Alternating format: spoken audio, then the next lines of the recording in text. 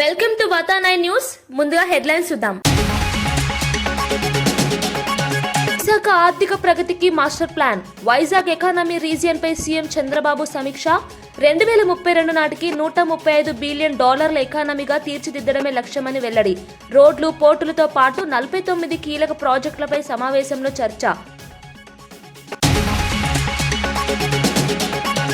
తనపై దుష్ప్రచారం చేస్తున్న వారిపై కవిత ఘాటు హెచ్చరిక. బీఆర్ఎస్ పాలనలో ₹1 లాభం పొందలేదని కవిత క్లారిటీ. తప్పుడు ఆరోపణలు చేస్తే చట్టపరంగా ఎదుర్కొంటానని కవిత వార్నింగ్. పంచాయతీ ఎన్నికల దృష్ట్యా కుట్రలు పెరుగుతున్నాయని కవిత వ్యాఖ్య.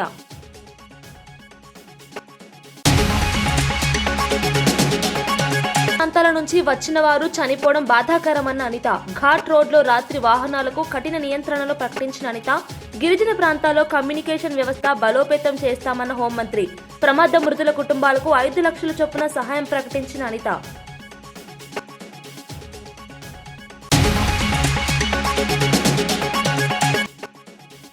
పంచాయతీ ఫలితాలు కాంగ్రెస్ పై ప్రజల నమ్మకానికి నిదర్శనమన్న పీసీసీ మహేష్ కుమార్ గౌడ్.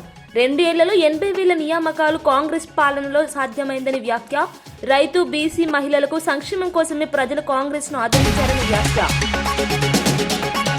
తానిపై ఆక్షేపణలు చేస్తున్న నాయకులకు తెలంగాణ జాగృతి అధ్యక్షురాలు కవిత ఘాటు హెచ్చరిక జారీ చేశారు. తాను చేసిన ఆరోపణలకు నిజమైన సమాధానాలు చెప్పడానికి ముందుకు రావాలని, కానీ తప్పుడు ప్రచారానికి తాను అసలు ఊరుకోనని స్పష్టం చేశారు. బీఆర్ఎస్ పాలన 10 ఏళ్లలో ప్రభుత్వం నుంచి ₹1 లాభం పొందలేదని, తనపై వేసే ఆరోపణలు పూర్తిగా నిరాధారమని పేర్కొన్నారు. తాను ఎవరితోనూ గుట్టు చప్పుడు కాని ఒప్పందాలు చేసుకున్నట్లు ప్రచారం చేయడం దుష్ప్రచారమని అన్నారు. బీఆర్ఎస్ నాయకత్వం తృణీకర ఆరోపణలు, పంచాయతీ ఎన్నికలను దృష్టిలో పెట్టుకుని కొంతమంది కుట్రపూరితంగా తనపైనే దృష్టి పెడుతున్నారని వ్యాఖ్యానించారు. ప్రజలను తప్పుదోవ పట్టించే ప్రయత్నాలు భవిష్యత్తులో నిలబడవని, తప్పుడు ప్రచారం చేస్తున్న వారిని చట్టపరంగా కూడా ఎదుర్కొంటానని కవిత హెచ్చరించారు. ఉద్యమంలో మీరు ఎవరెవరి దగ్గర దోసుకున్నారు, ఏ స్టూడియోల దగ్గర పోయి ధర్నాలు చేసి వాళ్ళతో కాంప్రమైజ్ అయిండు, అన్నీ తెలుసు సంగతులు. చెప్పలేదు, ఎందుకంటే సిగ్గుపోతారు తెలంగాణ వాళ్ళదని. నవ్వేటోళ్ళ ముందట జారిపడొద్దు అన్నారు కాబట్టి చెప్పలేదు. మీరు ఊరికే తమాషాలు చేసి నాతో పెట్టుకుంటే మాత్రం మామూలు చిట్టాలేదు నా దగ్గర. ఇవాళ నేను ఫస్ట్ టీ న్యూస్కి లీగల్ నోటీస్ పంపిస్తా ఉన్నా. నా భర్త పేరు పెట్టి కృష్ణారావు అనేటటువంటి ఎమ్మెల్యే గారు ఏదైతే ప్రెస్ మీట్ పెట్టినరో, మీరేమన్నా ఆల్తు ఫాల్తు social media channel T news అంటే శాటిలైట్ ఛానల్, మీరు ఒక పార్టీని రిప్రజెంట్ చేసే ఛానల్, కనీసం వెరిఫై చేసుకోరా? ఏది పడితే అది వేసేసుడేనా? వేరే వాళ్ళది వేస్తే వాళ్ళు ఊరుకున్నారేమో, నేను ఊరుకునేదాన్ని కాదు, ముందే చెప్తున్నాను. టీ న్యూస్కి లీగల్ నోటీస్ ఇస్తున్నాం. 1 వీక్లో పబ్లిక్ అపాలజీ చెప్పాలి బిడ్డ, పబ్లిక్ అపాలజీ. కోర్టుకి ఈడుస్తాం ఏమనుకుంటున్నారు. తర్వాత ఏలేటి మహేశ్వర్ రెడ్డి గారు, వీరికి కూడా నోటీస్ ఇస్తున్నాం, లీగల్ నోటీసు. 1 వీక్లో మీరు కూడా తప్పుడు సమాచారాన్ని ప్రజలకు ఇచ్చినందుకు, నా భర్త గారికి నా యొక్క పరపతిని దెబ్బతీసే ప్రయత్నం చేసినందుకు నాకు పబ్లిక్ అపాలజీ చెప్పాలని మహేశ్వర్ రెడ్డి గారిని డిమాండ్ చేస్తూ ఉన్నాను. అట్లానే మాధవర్ కృష్ణారావు గారిని మీరు కూడా 1 వీక్ లోపల అపాలజీ చెప్పాలి, లేకపోతే కోర్టుకి ఈడుస్తాం, కోర్టు నుండి క్షమాపణ చెప్పిస్తాం. ఇది నాకు సంబంధం లేని వ్యక్తులు. నేను జాగృతి జనంబాట కార్యక్రమంలో పోతా ఉంటే సడన్గా సోషల్ మీడియాలో ప్రచారం ప్రారంభమవుతుంది. వెంటనే ఏలేటి మహేశ్వర్ రెడ్డి గారు బీజేపీ ఫ్లోర్ లీడర్, ఆయనకి ఏం పనో నాకు అర్థం కాదు, ఆయనకు నాతోనేముందో అర్థం కాదు, నన్నంటే పొలిటికల్గా ఆయనకి ఏం లాభం వస్తుందో నాకు అర్థం కాదు. ఆయన బయటకు వచ్చి సీరియస్గా ప్రెస్ మీట్ పెట్టిండు. ఓకే, ఏం పెడతాడు ప్రెస్ మీటు? ఒక ఫోటో ఉన్న కాపీ తీసుకొని నా భర్తది, దాంట్లో ఏవి రెడ్డి గారి పేరు ఉంది, అది చూపించుకుంటే ఇగో వీళ్ళకి వ్యాపారాలు ఉన్నాయని చెప్తుంటాడు. అసలు ఆయనకి ఏం సంబంధం? అది ఉన్న పొలిటికల్ ఇష్యూవా? ఎందుకు మాట్లాడిండు? ఓకే, అంటే దీని వెనుక ఉన్న స్ట్రాటజీ చేసేసి తెలంగాణ ప్రజలు అర్థం చేసుకోవాలి. హరీష్ రావు గారు, బీఆర్ఎస్ పార్టీ ఏదైతే నా మీద దుష్ప్రచారం చేయాలనుకుంటున్నారో అది ఏలేటి మహేశ్వర్ రెడ్డి గారి నోటి నుండి వస్తుంది, బీఆర్ఎస్ పేడ్ సోషల్ మీడియా నోటి నుండి వస్తుంది, ఆ తర్వాత కృష్ణారావు గారు లాంటి ఎమ్మెల్యేల నోటి నుండి వస్తుంది. అంటే వీళ్ళందరూ ఒక స్ట్రాటజికల్గా ఏంటంటే, ఆడపిల్ల బయట తిరుగుతుంది, ఈమెకు అన్ని విషయాలు అర్థమవుతున్నాయి, ప్రజలు వచ్చి చెప్పుకుంటున్నారు, బాధితులు వచ్చి చెప్పుకుంటున్నారు, ఈమె ఇంకా చెప్తే భయం అవుతుంది, మాకు ఇబ్బంది అవుతుంది అని చెప్తున్నారు. నేను మీలాగా పారిపోయే పిరికిపందని కాదు. మీరు ఏదైతే నా భర్త ఫోటో చూపించి మాట్లాడుతున్నారో, ఆ ల్యాండ్కి సంబంధించి ప్రతి ఒక్క విషయాన్ని ఇవాళ నేను తీసుకొని వచ్చిన. ఇవాళ నేను ఎట్లా ట్రాన్స్పరెంట్గా క్లారిటీ ఇస్తున్నానో నేను చేసే ఆరోపణల మీద మీరు కూడా అట్లనే క్లారిటీ ఇవ్వాలని చెప్పి నేను డిమాండ్ చేస్తూ ఉన్నాను.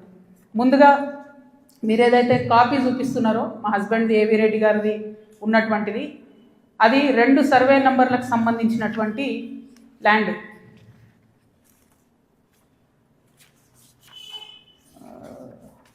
బ్రీఫ్ హైదరాబాద్ 2019 నుండి 2024 వరకు ఆంధ్రప్రదేశ్లో పూర్తిగా హిందూ వ్యతిరేక ప్రభుత్వం నడిచిందని టీటీడీ పాలక మండలి సభ్యుడు భానుప్రకాష్ రెడ్డి తీవ్రంగా వ్యాఖ్యానించారు. హిందూ సెంటిమెంట్లను దెబ్బతీయడమే ఆ పాలన లక్ష్యం అయిందని తెలిపారు. పవిత్ర దేవాలయ వ్యవస్థను రాజకీయ ప్రయోజనాల కోసం ఉపయోగించడం, టీటీడీ నిధులను దారి మళ్లించే ప్రయత్నాలు చేయడం వంటి చర్యలు హిందూ సమాజాన్ని బాధించాయని అన్నారు. తిరుమల వంటి మహా పవిత్ర ధార్మిక క్షేత్రాన్ని వైసీపీ ధనార్జన కేంద్రంగా మార్చిందని, భక్తుల విశ్వాసాన్ని భంగం కలిగించిన ఘటనలు అనేకం జరిగాయని పేర్కొన్నారు. కోట్లాది హిందువుల అభిమానం, భక్తిని కించపరిచే విధంగా ముఖ్యమంత్రి వ్యవహరించారని ఆరోపించారు. ఇకపై హిందూ సమాజం మోసపోకుండా ఉండేందుకు వాస్తవాలను బయటపెట్టడం తమ బాధ్యతగా భావిస్తున్నామని భానుప్రకాష్ స్పష్టం చేశారు. పవిత్ర రథాలు దగ్నమవడం జరిగింది. హిందూ దేవతా విగ్రహాలు చెవు, చెయ్యి, ముక్కు నరికివేయడం జరిగింది. ఇవన్నీ జరిగితే కూడా అప్పుడుంటి మంత్రులు అవహేళనగా మాట్లాడడం జరిగింది. టీటీడీ నిధులు దారి మళ్లించే ప్రయత్నం చేస్తే అత్యున్నత న్యాయస్థానం హైకోర్టుకు వెళ్ళి స్టే తీసుకొని వచ్చే పరిస్థితి ఆ రోజు ఏర్పడింది. ఇవన్నీ కాకుండా పవిత్ర పుణ్యక్షేత్రమైన తిరుమలని, ధార్మిక క్షేత్రాన్ని ధనార్జన క్షేత్రంగా వైసీపీ ప్రభుత్వం ఆ రోజు మార్చుకోవడం జరిగింది. ధార్మిక క్షేత్రాన్ని ధనార్జన క్షేత్రంగా వైసీపీ నాయకులు మార్చుకోవడం జరిగింది. కోట్లాది మంది భక్తుల మనోభావాలు దెబ్బతీసే విధంగా మీరు మాట్లాడడం జరిగింది. ఇది మంచిది కాదు. నేను జగన్మోహన్ రెడ్డి గారిని, కరుణాకర్ రెడ్డి గారిని, సుబ్బారెడ్డి గారిని 3 ప్రశ్నలు అడుగుతున్నా మిత్రులారా. ఈ పరకామణి అంశం అయిన తర్వాత రిపోర్ట్, ఇది విజిలెన్స్ రిపోర్టు, మేము ఆధారాలతో మాట్లాడుతున్నాం. మా ఎన్డీఏ కూటమి చంద్రబాబు నాయుడు గారు కానీ, పవన్ కళ్యాణ్ గారు కానీ, మా అధ్యక్షులు బీజేపీ అధ్యక్షులు మాధవ్ గారు కానీ ఆధారాలతో మాట్లాడుతున్నాం. ఈ విజిలెన్స్ రిపోర్ట్లో ఏముంది తెలుసా? పోలీస్ అధికారుల నుంచి తీవ్ర ఒత్తిడి వచ్చిన కారణంగా ఈ కేసుని లోక్ అదాలత్లో రాజీ చేసుకున్నామన్నారు. ఎవరయ్యా పోలీస్ అధికారి? వెంకటేశ్వర స్వామి మీద ఒత్తిడి తెచ్చేంత పోలీస్ అధికారి ఎవరయ్యా? సమాధానం చెప్పు జగన్మోహన్ రెడ్డి గారు, సమాధానం చెప్పండి కరుణాకర్ రెడ్డి గారు, సమాధానం చెప్పండి సుబ్బారెడ్డి గారు. దీంట్లో ఆ ఏవిఎస్ఓ ఒక సమర్థమైన అధికారిని ఆ రోజు విజిలెన్స్ వాళ్ళు కూడా రిపోర్ట్ ఇవ్వడం జరిగింది. ఆ ఏవిఎస్ఓ సతీష్ కుమార్ మొన్న విచారణకు వస్తున్నట్టు సందర్భంలో వారు ఏ విధంగా చనిపోయారో మీడియా మిత్రులందరికీ తెలుసు. ఇది అయిన తర్వాత పోలీస్ అధికారి నుంచి ఒత్తిడి వచ్చిందన్నారా? ఇంకోటి అన్నారు జగన్మోహన్ రెడ్డి గారు, దొంగ దగ్గర నుంచి మేము 14 కోట్లు రిజిస్టర్ వాల్యూ 14 కోట్ల ఆస్తులు రాయించుకుంటే దీన్ని తప్పంటారా స్వామి అన్నాడు. అయ్యా స్వామి, దొంగని దాతగా చేశారు, మీరు దొంగని దాతగా చేశారు, థెఫ్ట్ని గిఫ్ట్గా చేశారు. దొంగని దాతగా చేశారు, థెఫ్ట్ని గిఫ్ట్గా చేశారు. ఏ విధంగా రాయించుకుంటారయ్యా మీరు? ఢిల్లీ వాయు కాలుష్యం దేశ రాజధానికి మాత్రమే కాకుండా కోట్లాది ప్రజల ఆరోగ్యానికి పెద్ద ప్రమాదమని రాహుల్ గాంధీ లోక్సభలో స్పష్టం చేశారు. రాజకీయ ప్రయోజనాలు పక్కన పెట్టి ఈ సమస్యపై సమగ్ర చర్చ జరగాలని ఆయన డిమాండ్ చేశారు. కాలుష్యం కారణంగా పిల్లలు, వృద్ధులు, ఉద్యోగులు, కార్మికులు తీవ్ర ఇబ్బందులు పడుతున్నారని వివరించారు. పర్యావరణ రక్షణ ఒక పార్టీ విషయం కాదు, దేశ ప్రయోజనానికి సంబంధించిన సమస్య కాబట్టి వెంటనే చర్చించి పరిష్కారాలు కనుగొనాలని సూచించారు. కాలుష్యాన్ని తగ్గించే చర్యలు, పరిశ్రమల నియంత్రణ, వాహన ఉద్గారాల నియంత్రణ, ప్రజా రవాణా మెరుగుదల వంటి అంశాలను సమీక్షించాలని కోరారు. ప్రభుత్వం తక్షణ చర్యలు తీసుకోవాలని, ప్రజల ఆరోగ్యాన్ని కాపాడటం అత్యవసరమని రాహుల్ తెలిపారు. People are getting cancer. Older people are struggling to breathe. This is a interesting issue because I'm certain that there will be full agreement between the government and us on this issue.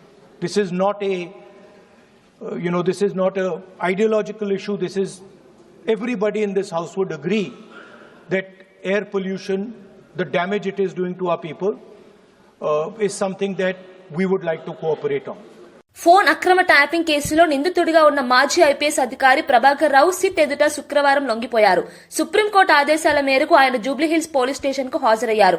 ఈ కేసులో SIT వారానికి పైగా custodial విచారణ నిర్వహించేందుకు అనుమతి ఇచ్చినందున విచారణ వేగంగా సాగనుంది. ప్రభాకర్ రావు ఆరోగ్య భద్రతపై కూడా ప్రత్యేక ఆదేశాలు జారీ చేస్తూ శారీరక హాని జరగకుండా జాగ్రత్తలు తీసుకోవాలని సుప్రీంకోర్టు స్పష్టం చేసింది. ఆధారాల సేకరణ, ట్యాపింగ్ పరికరాల వినియోగం, అనుమానితుల మధ్య సంబంధాలు వంటి అంశాలపై సిట్ లోతుగా విచారణ చేయనున్నట్లు తెలుస్తోంది. ఈ కేసు రాజకీయ వ్యవస్థలో పెద్ద చర్చకు దారితీసింది. విచారణ నివేదిక ఆధారంగా తదుపరి చర్యలను సుప్రీంకోర్టు నిర్ణయించింది.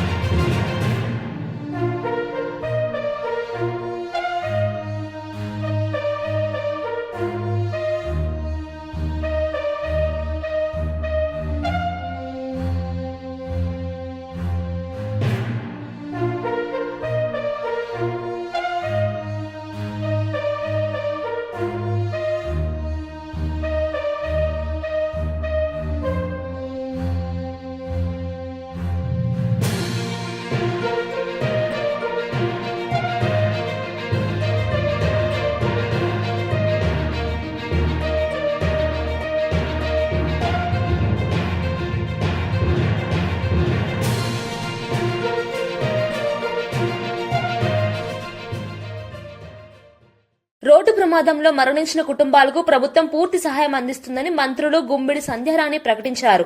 గాయపడిన వారికి తగిన వైద్య సాయం అందిస్తుందని, అత్యవసర చికిత్సలో ఎటువంటి లోటు ఉండకుండా చర్యలు తీసుకున్నట్లు తెలిపారు. ప్రమాదం చోటు చేసుకున్న క్షణం నుంచి స్థానిక అధికారులు, వైద్య సిబ్బంది సమన్వయంతో పనిచేస్తున్నారని వివరించారు. బాధిత కుటుంబాలకు త్వరలోనే ప్రభుత్వం నుండి ప్రత్యేక పరిహారం ప్రకటించనున్నట్లు తెలిపారు. రోడ్డు భద్రతపై ప్రజల్లో అవగాహన పెంపొందించాల్సిన అవసరం ఉందని, డ్రైవింగ్ లో జాగ్రత్తలు పాటించడం ద్వారా అనేక ప్రమాదాలు నివారించవచ్చని సూచించారు. రోడ్డు మౌలిక సదుపాయాల మెరుగుదలపై కూడా ప్రభుత్వం దృష్టి పెట్టిందని సంధ్యారాణి తెలిపారు. మంది చనిపోవడం నిజంగా చాలా చాలా బాధాకరం.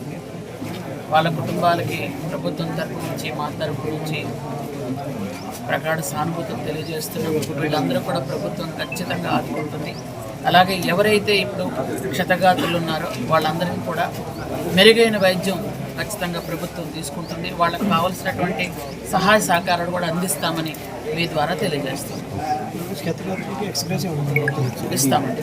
ఇస్తాం, అది మీకు చెప్తాను. అంటే ఇక్కడ అసలు సిగ్నల్స్ రావట్లేదు, ఎవరితో ఫోన్ మాట్లాడడానికి కూడా మాకు కొంచెం ఇబ్బందిగా ఉంది. దయచేసి అర్థం చేసుకోండి. అది ఎంత అంటే మాకైతే ఒక ఐడియా ఉంది, కానీ అది మేము కన్ఫర్మ్ చేయాలంటే మాకు కొంచెం ఎస్ ఇంకా అక్కడ నుంచి కొంచెం కన్ఫర్మ్ చేసుకుంటున్నాం. ఫోన్ ఎక్కడ తగలట్లేదు. అయిన వెంటనే వైఎస్ఆర్సీపీ పీఏసీ సభ్యుడు మాజీ మంత్రి పోలుబోయిన అనిల్ కుమార్ యాదవ్ నిర్వహించిన ప్రెస్ మీట్ లో రాజకీయ పరిణామాలు, ప్రభుత్వ వైఫల్యాలు, ప్రజా సమస్యలపై కీలక వ్యాఖ్యలు చేశారు. రాష్ట్రంలో కూటమి ప్రభుత్వం తీసుకుంటున్న నిర్ణయాలు ప్రజలకు నష్టదాయకంగా మారుతున్నాయని అన్నారు. యువతకు ఉపాధి అవకాశాలు తగ్గాయి, అభివృద్ది పథకాలు నెమ్మదించాయి, సంక్షేమం పేరుతో చేస్తున్న వాగ్దానాలు అమలు కాక ప్రజలు నిరాశలో ఉన్నారని పేర్కొన్నారు.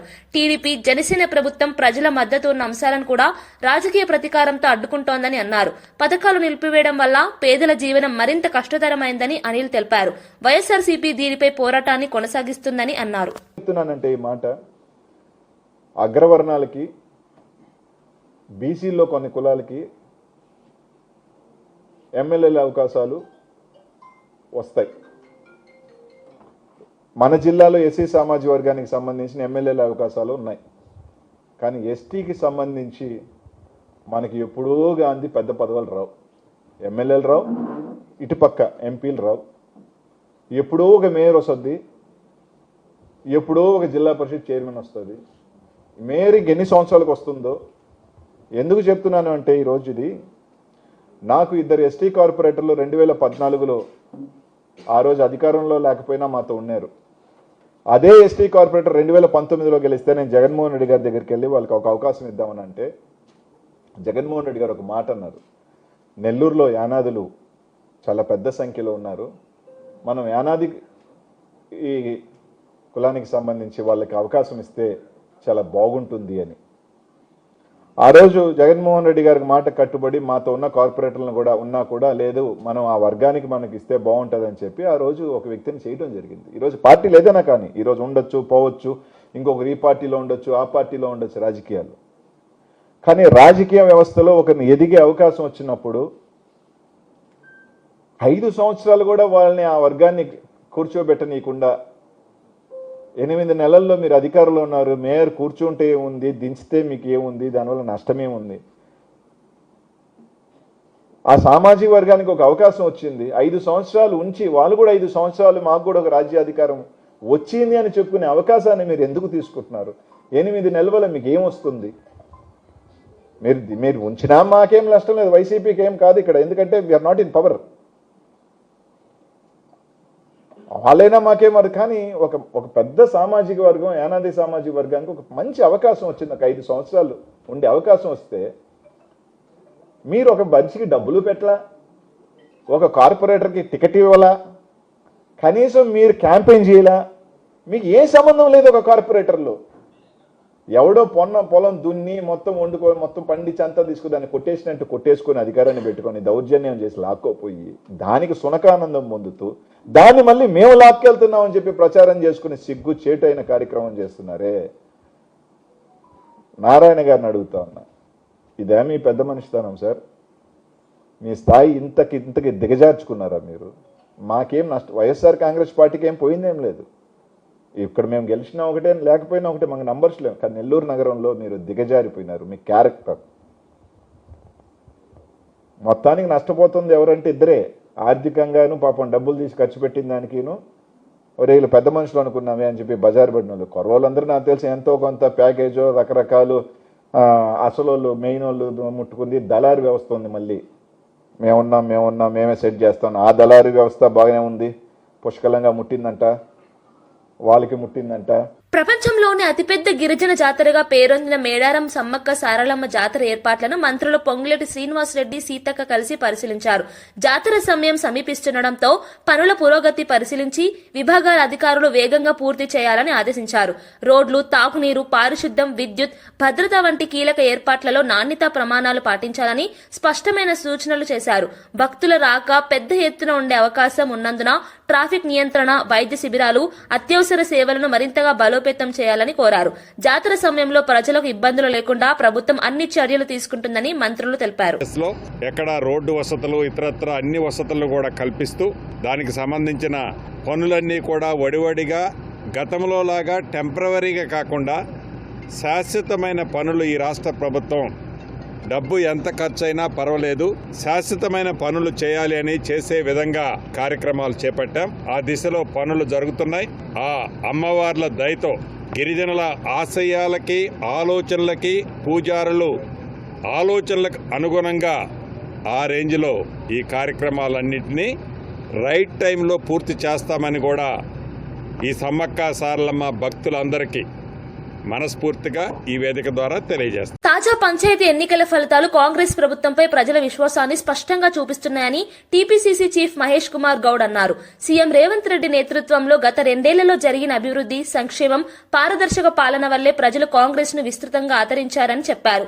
బీఆర్ఎస్ 10 ఏళ్ల పాలనలో 50,000 ఉద్యోగాలు కూడా ఇవ్వలేకపోయినప్పుడు కాంగ్రెస్ ప్రభుత్వం 2 సంవత్సరాల్లోనే 80,000కు పైగా నియామకాలు చేయగలిగిందని అన్నారు. రైతులకు మద్దతు, బీసీలకు రిజర్వేషన్లు, మహిళా సంక్షేమ పథకాలు ప్రజల్లో మంచి స్పందన తెచ్చాయని పేర్కొన్నారు. స్థానిక సంస్థల ఎన్నికలు రాబోయే అసెంబ్లీ ఎన్నికలకు సంకేతమని అభిప్రాయపడ్డారు. పోతాము, ఇదో ఘనమైన విజయం, ఇది కార్యకర్తల విజయం. కాంగ్రెస్ పార్టీ పట్ల ప్రజలకు ఉన్నటువంటి ప్రేమ, సంతృప్తిని ఈ ఎన్నిక ద్వారా వ్యక్తపరిచినారు. అంతే బాధ్యతతో ముఖ్యమంత్రి గారు, మంత్రులంతా సమన్వయంతో ముందుకెళ్లి ఈ రాష్ట్రం యావత్ దేశం గర్వించదగ్గ విధంగా హైదరాబాద్ నగరం 4వ సిటీ కారణంగా ప్రపంచ నగరాల్లో ఒక మేటి నగరంగా తీర్చేందుకు మా ప్రయత్నం ఉంటుంది. ఈ దశగా మా ప్రయత్నం సాగుతుంది. ఇంకో విషయం, ఓటు చోరీ విషయంలో రాష్ట్ర వ్యాప్తంగా ఎన్నికలు ఉన్నప్పటికీ కూడా అంతకుముందు మా జిల్లా కాంగ్రెస్ కమిటీ అధ్యక్షుల యొక్క ఎన్నిక ప్రక్రియ జరిగినప్పటికీ కూడా కష్టపడి దాదాపు 10 నుంచి 12 లక్షల మధ్యన ఓటు చోరీ మీద సంతకాలను సేకరణ జరిగింది. ఆ ట్రక్కులు ఢిల్లీ చేరుకున్నాయి. ఈ సాయంత్రానికి ఇందిరాభవన్ ఏఎస్ హెడ్ క్వార్టర్కి చేరుకుంటా ఉన్నాయి. 14వ తేదీన ముఖ్యమంత్రితో సహా యావత్ కేబినెట్ మంత్రులు, మా మెజారిటీ ఎమ్మెల్యేలు, ఎంపీలు, ఎమ్మెల్సీలు అందరూ కూడా రామ్లీలా మైదానంలో జరిగే మహాధర్నాలో పాల్గొంటా ఉన్నారు.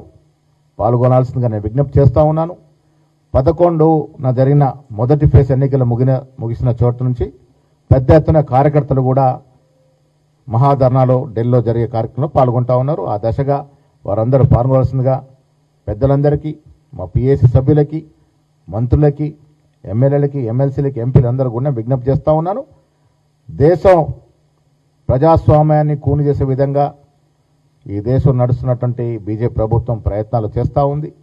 స్వయం ప్రతిపత్తి కలిగిన సంస్థలను కూడా నిర్వీర్యం చేస్తూ సిబిఐని, ఈడీని విచ్చలవిడిగా వాడుకుంటూ ఎలక్షన్ కమిషన్ ఆఫ్ ఇండియాని కూడా తన గుప్పిట్లో పెట్టుకొని వారికి అనుకూలంగా అవసరం చోట ఓట్లు తీసివేత, అవసరం కావాల్సిన చోట ఓట్లు కలపడం, ఇవన్నీ. కాకినాడ జిల్లా పిఠాపురంలోని పాదగై క్షేత్రానికి మహారాష్ట్రలోని నాసిక్ నుంచి దాదాపు 300 మంది స్వామీజీలు ప్రత్యేకంగా చేరుకోవడంతో ప్రాంతం భక్తిమయంగా మారింది.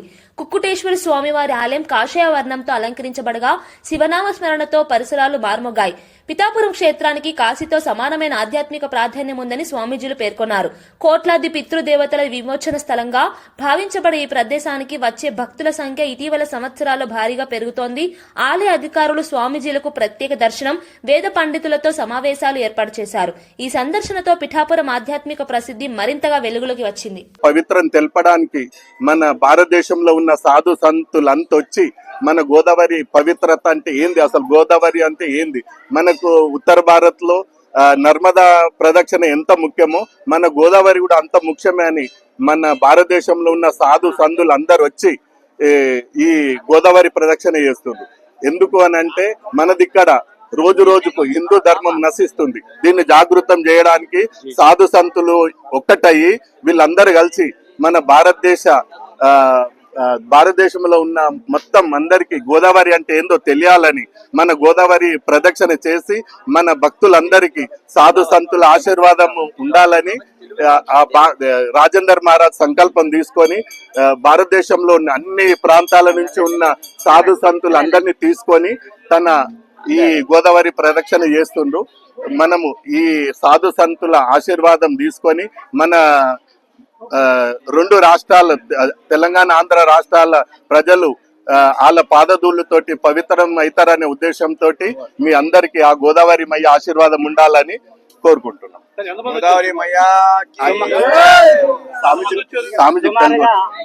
సుమారుగా భగవంతుడి కృపా కటాక్షంతో 120 కార్లు 3-4 బస్సులు, 3-4 అందరికి భోజనం వ్యవస్థ, 4 ట్రక్కులు, మినీ బస్సులు, చాలా మంది, మొత్తానికి 700 చిల్లర వచ్చిన నాన్న. వాస్తవంగా నర్మదా గోదావరి పరిక్రమ చాలా ప్రాముఖ్యమైంది. సాబి చెప్పినట్టుగా ఆ రోజు శ్రీరామచంద్రుడు కూడా చేశాడు, మత్స్యంద్రుడు, గోరఖనాథ్, నవనాథులు కూడా చేశారు. మరి మంచి మంచి మహానుభావులు కూడా చేశారు. కాబట్టి ఈ మహానుభావులు చేసింది అంతకి ఆగకుండా మరి రాజేంద్ర దాస్ స్వామీజీ, మల్క్పేట, బృందావనం, ఆ స్వామీజీ సంకల్పమే ఒక 650 మంది మహాపుణ్య పురుషులు వచ్చారు వాస్తవంగా. దాని తర్వాత సేవాదారులు వచ్చారు. అందరూ కూడా సుమారుగా కనివిని వెరిగిన మహాత్ములు అందరూ కూడా అన్ని రాష్ట్రాల నుంచి వచ్చారు.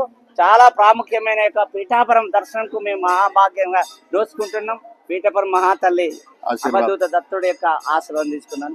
ఈ యాత్ర ఎక్కడ మొదలైంది? ఇది నాసిక్ లో మొదలైంది. నాసిక్ త్రయంబకేశ్వర్ లో మొదలైంది. మళ్ళీ నాసిక్ త్రయంబకేశ్వర్ లో ముగింపు అయిపోతుంది. యానంకి వచ్చి యానం నుంచి సముద్రం యానం దాకా వచ్చేసినాం. ఇప్పుడు పడవల నుంచి ప్రయాణం చేసి ఆ పక్క పోయి అక్కడ నుంచి నాసిక్ లో ముగింపు అయిపోతుంది. విశాఖపట్నంలో ప్రముఖ ఐటీ సంస్థ కాగ్నిజెంట్ శాశ్వత క్యాంపస్ నిర్మాణానికి ముఖ్యమంత్రి చంద్రబాబు శంకుస్థాపన చేశారు. ఐటీ మంత్రి లోకేష్ సంస్థ ప్రతినిధులతో కలిసి జరిగిన ఈ కార్యక్రమంలో విశాఖను ప్రపంచ ఐటీ మ్యాప్లు నిలబడడానికి ఇది కీలక అంచె అని సీఎం తెలిపారు.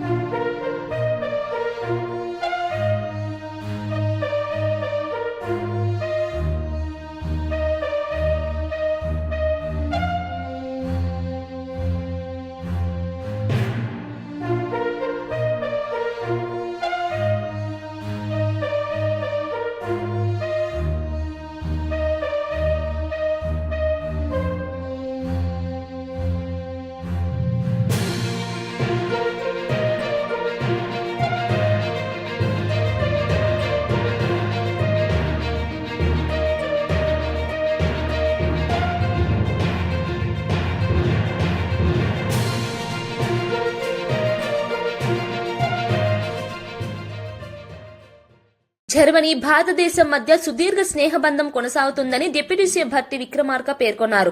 హైదరాబాద్ ప్రజాభవన్ లో మంత్రి శ్రీధర్ బాబుతో కలిసి జర్మన్ పార్లమెంటరీ ప్రతినిధులతో కీలక సమావేశం నిర్వహించారు. తెలంగాణలో ఐటీ, డిఫెన్స్, ఫార్మా రంగాల్లో పెట్టుబడులకు విస్తార అవకాశాలున్నాయని, రెండు దేశాలు కలిసి పనిచేస్తే పరస్పర ప్రయోజనాలు ఎంతగానో పెరుగుతాయని తెలిపారు. ముఖ్యంగా Hyderabad pharma city, aerospace hub, digital economy ప్రాజెక్టులు జర్మనీ సంస్థలకు అనుకూలంగా ఉంటాయని వివరించారు. ప్రభుత్వంగా సాంకేతిక మార్పిడి, పరిశోధన, శిక్షణ కార్యక్రమాలకు సహకరించేందుకు సిద్ధంగా ఉన్నామని చెప్పారు.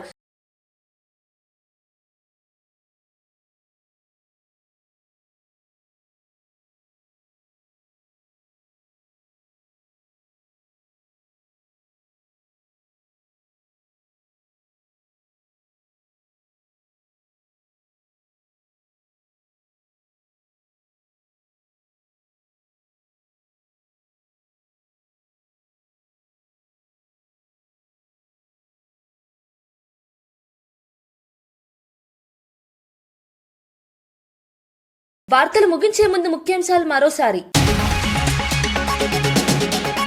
విశాఖ ఆర్థిక ప్రగతికి master plan, Vizag economy region పై సీఎం చంద్రబాబు సమీక్ష. 2032 నాటికి $135 బిలియన్ ఎకానమీగా తీర్చిదిద్దడమే లక్ష్యమని వెల్లడి. రోడ్లు, పోర్టులతో పాటు 49 కీలక ప్రాజెక్టులపై సమావేశంలో చర్చ.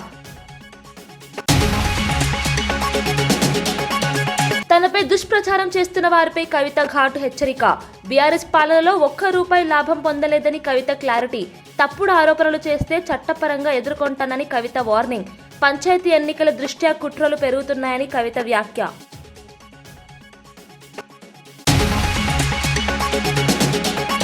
ప్రాంతాల నుంచి వచ్చిన వారు చనిపోవడం బాధాకరమన్న అనిత. ఘాట్ రోడ్లో రాత్రి వాహనాలకు కఠిన నియంత్రణలు ప్రకటించిన అనిత.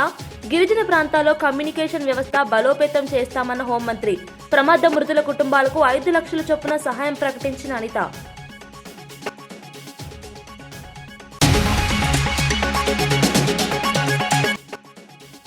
పంచాయతీ ఫలితాలు కాంగ్రెస్ పై ప్రజల నమ్మకానికి నిదర్శనమన్న పీసీసీ మహేష్ కుమార్ గౌడ్.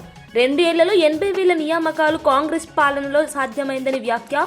రైతు, బీసీ మహిళలకు సంక్షేమం కోసమే ప్రజలు కాంగ్రెస్ ను ఆదరించారని వ్యాఖ్య. ఇవి ఈనాటి వార్తా విశేషాలు. మరో బులెటిన్ లో మళ్ళీ కలుద్దాం. నమస్కారం.